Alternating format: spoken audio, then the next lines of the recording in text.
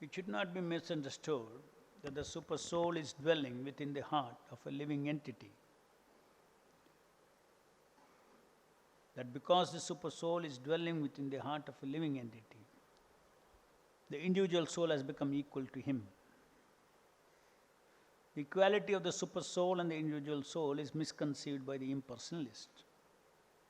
Here it is distinctly mentioned that the individual soul should be recognized in relationship with the Supreme Personality of Godhead.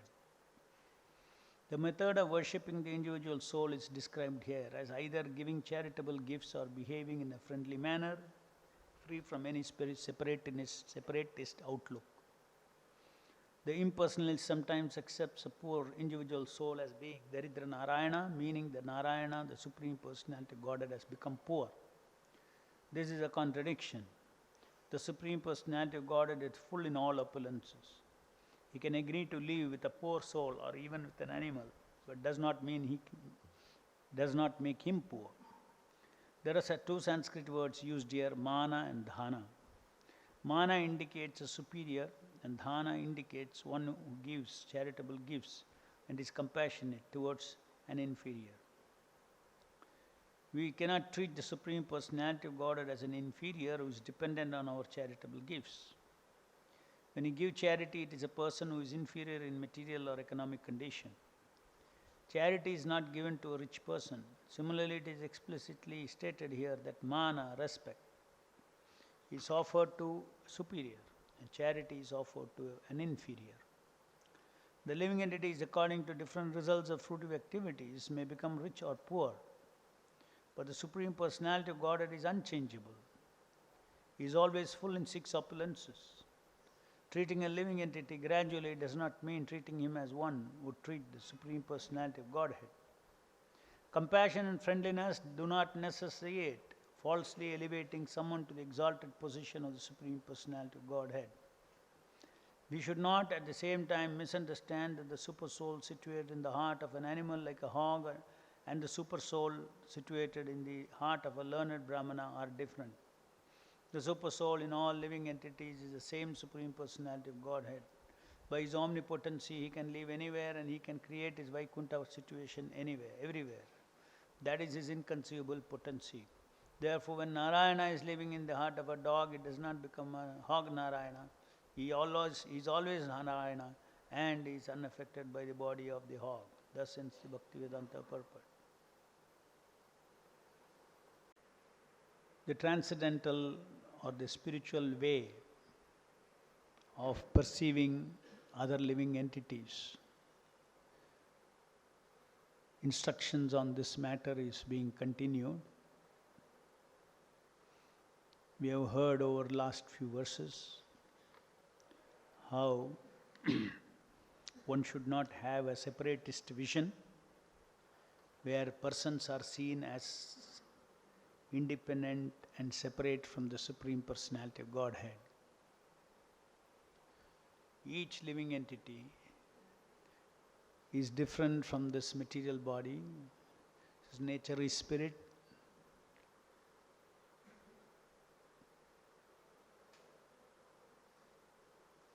And as spirit means Sat, Brahman, Sat.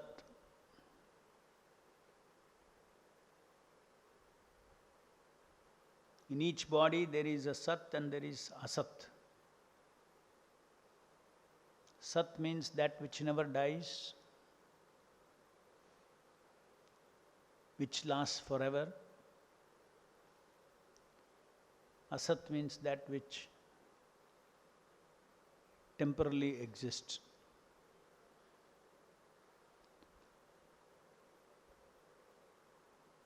So Sat means existence. In this body, the existence or the existential energy of the Lord, the living entities, the Jiva Shakti, they are always apart from this body. Apart, no doubt that the living entities are persons who can think, feel and will. and they are different from what they think, what they feel, what they will. Just like there is a difference between the seer and the seen. I see this kartal. I am not the kartal, but I am the seer of the kartal. I can see this table. I am the seer of the table. I can see this book. I am the seer of the book. I am seeing this microphone. I am the seer of the microphone. In each of these cases, the scene is changing. Kartal is changing. Kartal, when I see the kartal, I see the kartal. The scene is changed. When I see the table, then kartal is gone, table has come. When I see the book, book is gone, the others are gone, book is come into picture. So scene is continuously changing, but the seer is existence, is Sat. So in this body there is Sat and is surrounded by Asat. And Krishna says that this Sat is what we are. Just like for a moment I saw kartal, after that I saw table. In the same way, in one life I will see this body,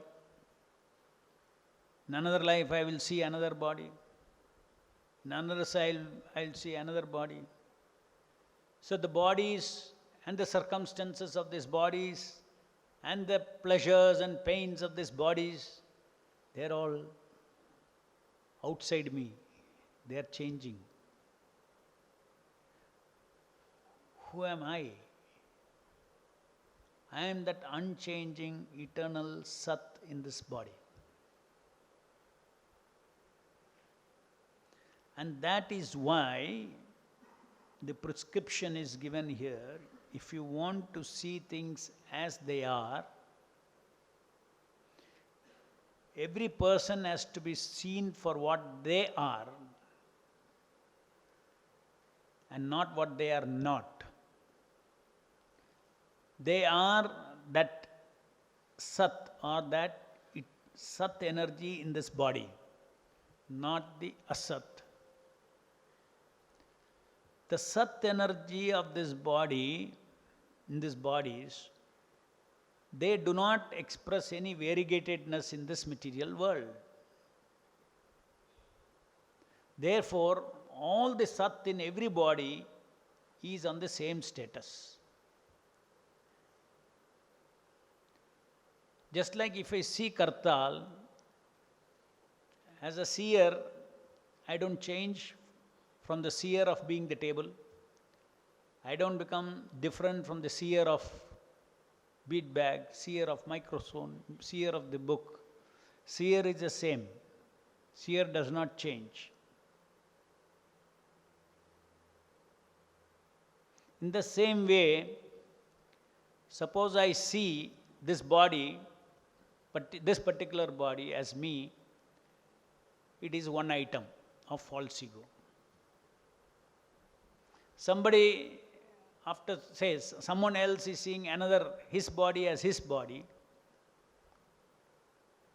This seeing the different bodies are not characteristics of the seer, but it is the characteristic of the seen, kshetra. Therefore, one who sees the variegatedness in kshetra and oneness in the kshetrajna is a true seer of things. And then there is a knower of all the souls, the super soul. Therefore, through charitable gifts and attention, as well as through friendly behavior, by viewing all to be alike, one should propitiate me who abides in all creatures as their very self. So the soul of the soul is a super soul. Super soul means soul of the soul. Therefore, it says in all creatures, their real very self is the super soul. That we have discussed in the last few classes, how without the combined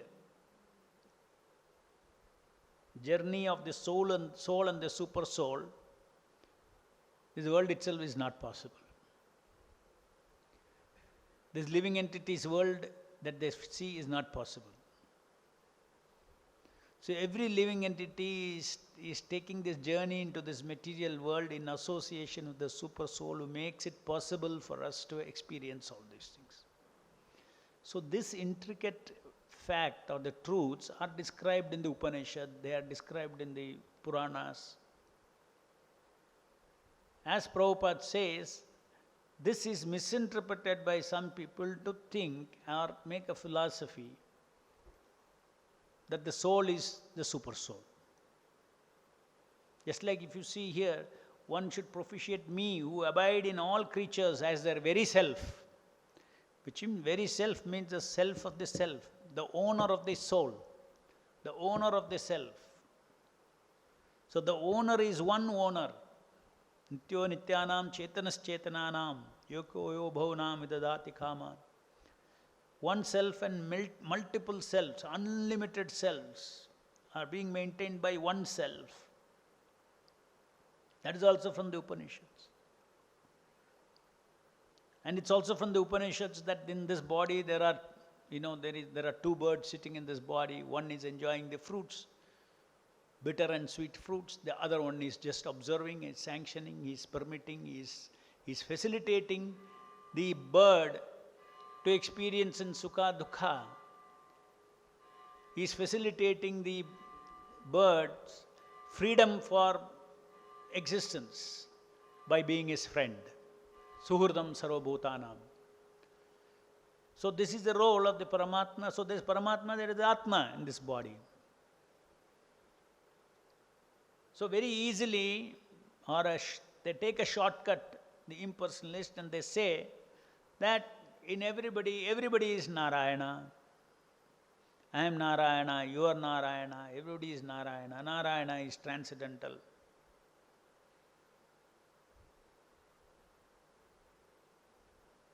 You are not the body, but you are Narayana.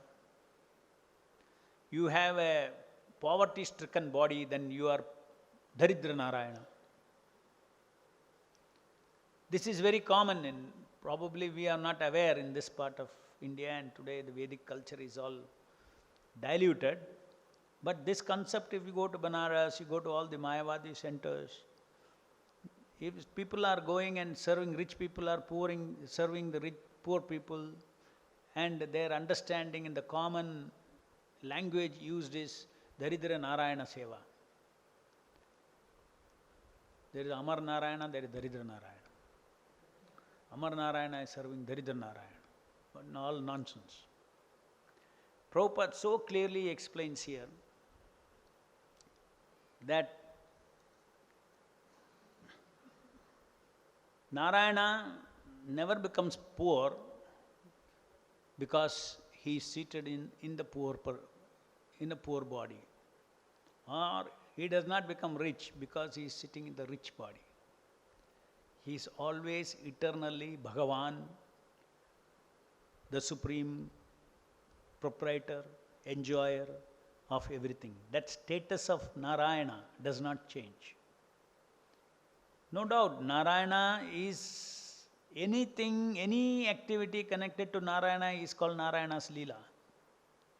When the living entities want to be independent, they are sent into the material world, he accompanies them, and in that way, in that specific sense, you can say that this is a Leela of Narayana. Not a blade of grass will move without its sanction. Not a blade of grass will move without his system, his scheme of things. Material existence itself is his Leela, bringing forth this material world. But in reciprocation to living entities' independence, he reciprocates. And these living entities are none than the amshas of Krishna who are emanating from him, Jiva Shaktis.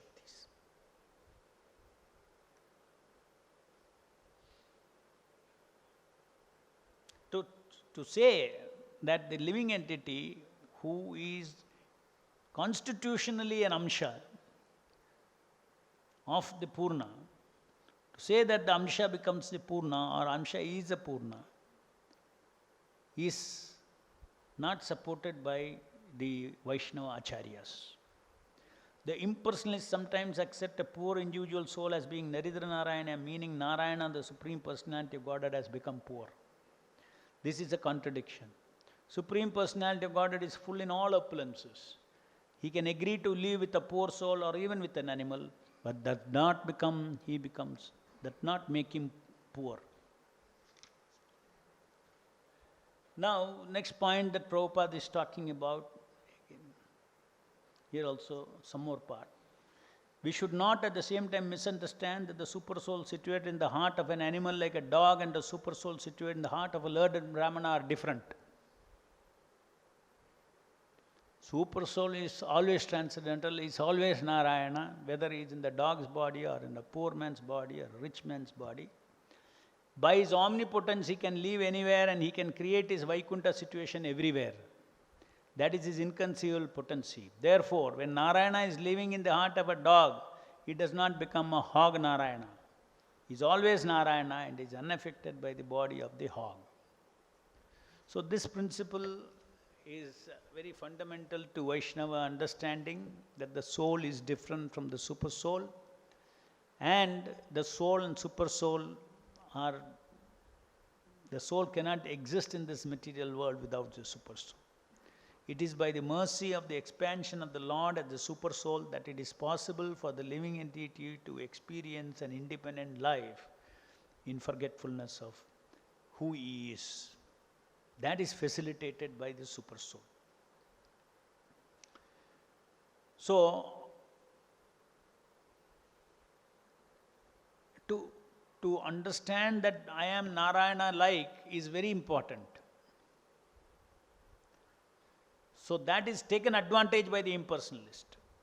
Because for the living entity come out of this bodily identification, I am this body, he has to understand that he is God-like. He is not God, but he is God-like. I am not this flesh and bones, I am not this body, I am not this material energy. I am not this asat, I am the sat thing in this body. There is a sat in this body. These are all so much ingrained in our culture. We use our Indian languages very casually, but actually if you look at it, sat hogbutta. Sat hogbutta means what? Sat has gone out. Sat means eternal. Sat hogbutta.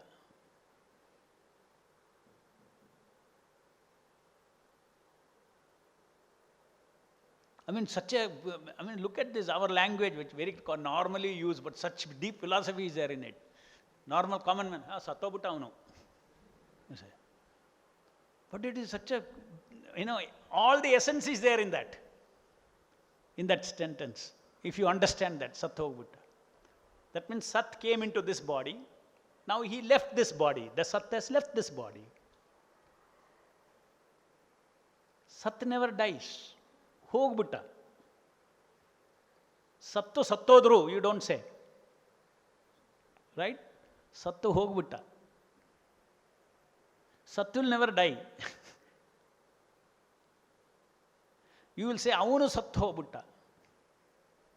The person who is the Sat has left this body.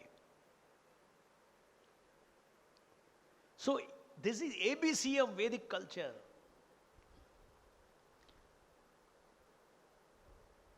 Krishna is the supreme Sat, and I am Amsha of that Sat.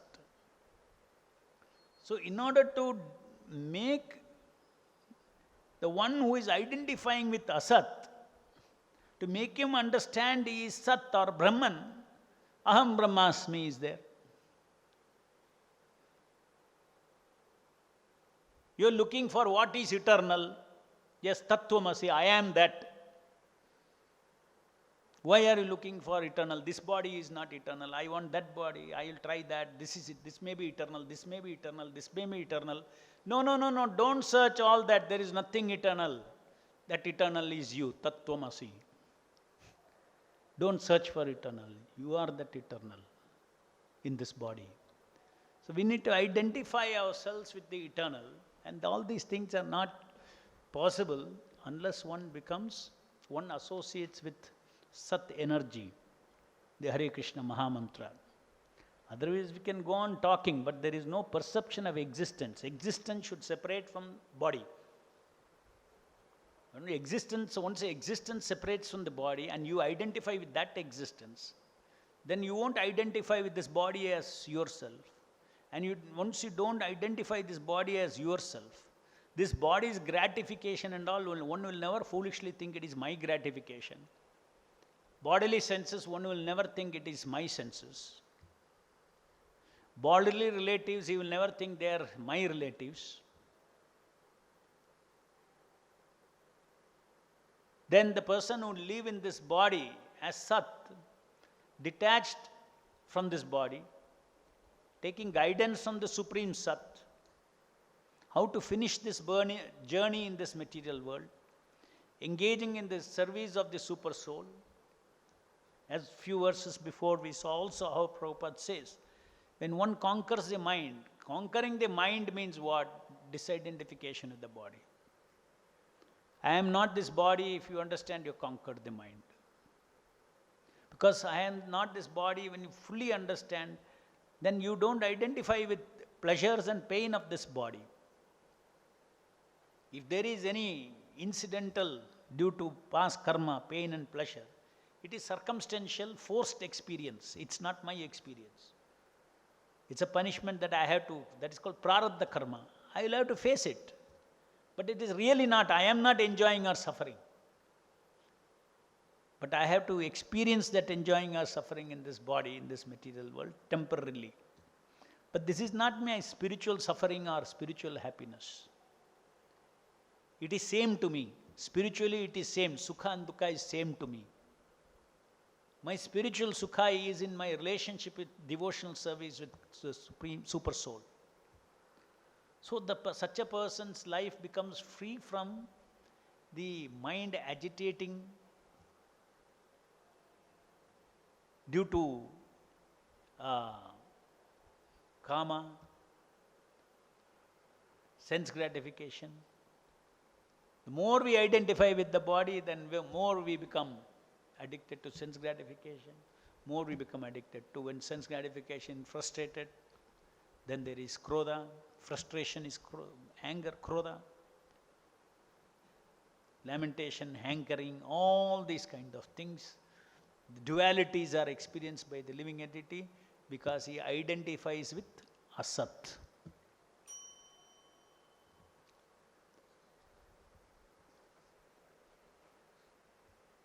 Okay, next one more point I'll have to cover. Two Sanskrit words used here, mana and dhana. Mana indicates a superior and dhana indicates one who gives charitable gifts or compassionate towards an inferior. This is very fundamental to every living entity's character. It is a spiritual character to exhibit mana and dhana. Means to offer dhana and mana. No living entity is independent. We are all dependent. And we have to give respect for anything we receive from anybody. If somebody does not in his heart respect anything that he receives from somebody, if there is no gratitude in the heart of a devotee, then he is not a devotee. He is arrogant, full of pride. When somebody is too proud, then he thinks he is independent. Even if he is receiving something from somebody, he is opportunist. He just takes it. He doesn't recognize that devotee has helped me or this, nothing. Gratitude is a very fundamental characteristic of every Vaishnava. Every Vaishnava's heart is full of gratitude. Starting with eternal gratitude to the spiritual master, eternal gratitude also to all the deities that he is worshipping. A devotee is always thinking that I am made up of the mercy of my spiritual master.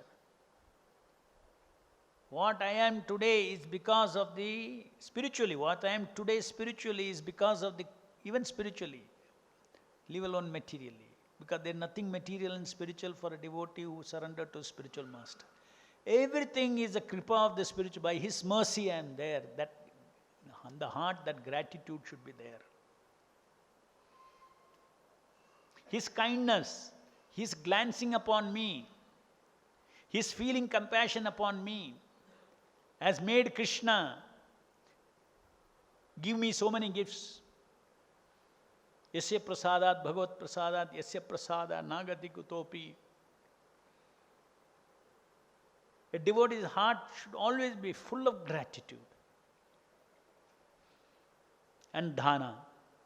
On behalf of the spiritual master, on behalf of the Lord, one should distribute what one has, whether it is spiritual knowledge, or if he is a grahastha, then he should distribute charity.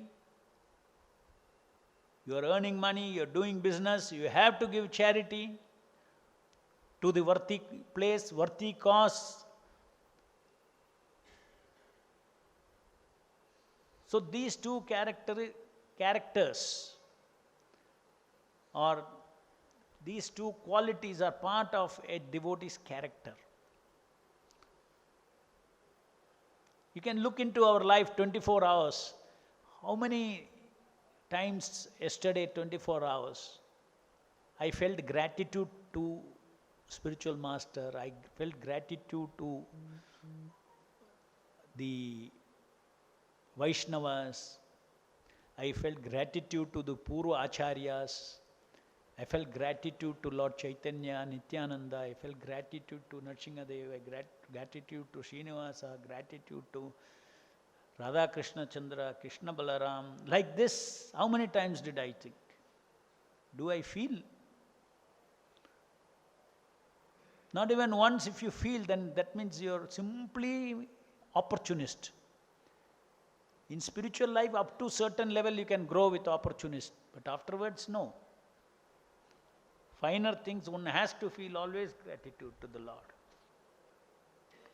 And when one feels gratitude to the Lord, one feels gratitude to the holy name, the Lord is very pleased with that attitude of the devotee, and he more and more costless mercy will flow into the devotee's life. And more it flows, the more the devotee recognizes that this is all costless. I didn't cause it, it's costless. I didn't work for it. I just tried to work for it, but actually happening is, what has actually happened is because of the mercy of the Lord. He guided. He gave the ideas.